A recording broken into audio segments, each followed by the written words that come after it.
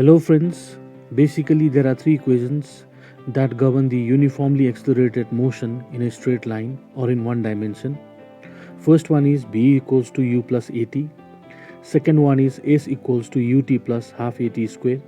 Third one is b square equals to u square plus 2as.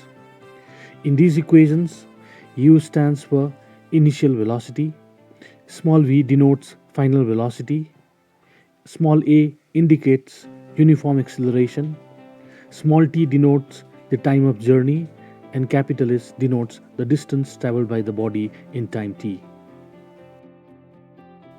Let us now derive these equations one by one. One of the methods is the graphical method. In the graphical method, we make use of velocity time graph. You can clearly see in this diagram, the body is moving initially with velocity small u, and after time t, the velocity of the body becomes v. So v is the final velocity. And in this time interval from 0 to t, the body travels some distance. That distance is capital S. If we draw the velocity time graph for this kind of motion, then the graph will look like this. In the velocity time graph, velocity is always plotted along the vertical axis and the time is plotted along the horizontal axis. In this case, the initial velocity of the body is u. That is, when the time t is 0, initial velocity is u. And as the time increases from 0 to t, the velocity of the body increases from u to v. So that is, increase in velocity is shown by the line AB. In the graph, the value of OA and CD are both equal to u, and the value of OE and BD are both equal to b. Therefore, the side BC will be equal to BD minus CD, that is equals to B minus U. And OD and OC, these are both equal to T. Now the slope of the velocity time graph will give us the value of acceleration. Therefore, acceleration A is equals to slope of the graph line AB. In triangle ABC, BC is the perpendicular and AC is the base. So therefore, slope is perpendicular by base, that is A equals to BC by AC. The value of BC is B minus U and the value of AC is T. If U is taken to the left hand side, then it becomes plus U. So therefore, B will be equals to U plus AT. The second equation of motion can also be derived from the same velocity time graph.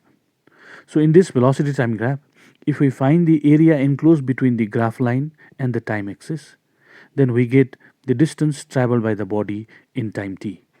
So therefore, the area enclosed between the graph line AB and the time axis in this case is a trapezium OABD. Therefore, area of the trapezium is again can be divided into area of the rectangle OACD plus area of the triangle ABC. Now the area of the rectangle OACD is length into breadth, that is OA into OD, and the area of the triangle ABC is half into base into height, that is half into AC into BC. Putting the values of OA as U, OD as T, AC as T, and BC as B minus U, and simplifying, we get the value of S as UT plus half AT square. Again, the third equation of motion can be obtained from the same graph, velocity time graph. The distance traveled in time t is given by the area of the trapezium, and the formula to calculate the area of the trapezium is half into sum of the parallel sides into distance between them. So therefore, S is half into OA plus BD into OD. Putting the values of OA, BD, and OD, we get S equals to half into U plus B into T.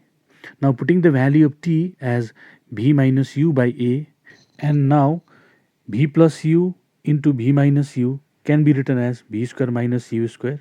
So therefore, we have S equals to half into B square minus U square divided by A. On cross multiplication, we get 2as equals to b square minus u square. So finally, we have b square equals to u square plus 2as. These three equations of motion can also be derived mathematically.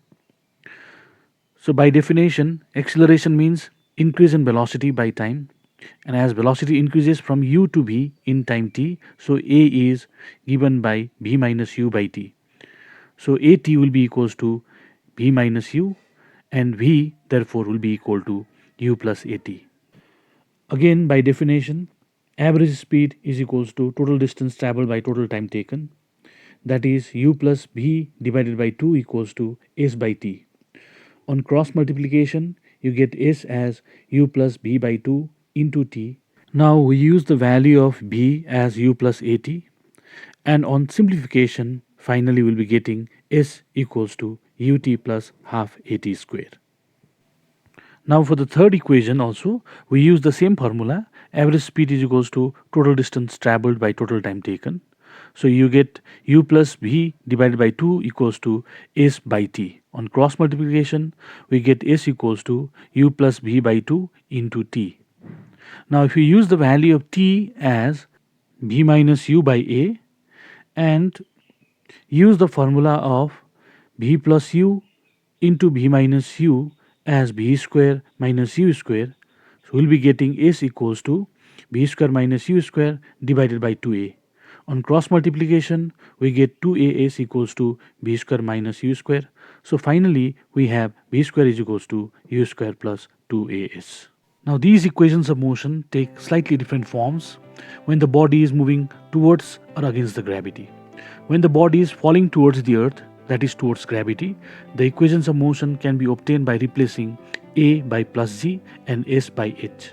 So therefore we have V equals to U plus GT, H equals to UT plus half GT square, and V square is equals to U square plus 2GH. H stands for vertical distance or height, and G is the acceleration due to gravity of the earth, and its value is 9.8 meter per second square.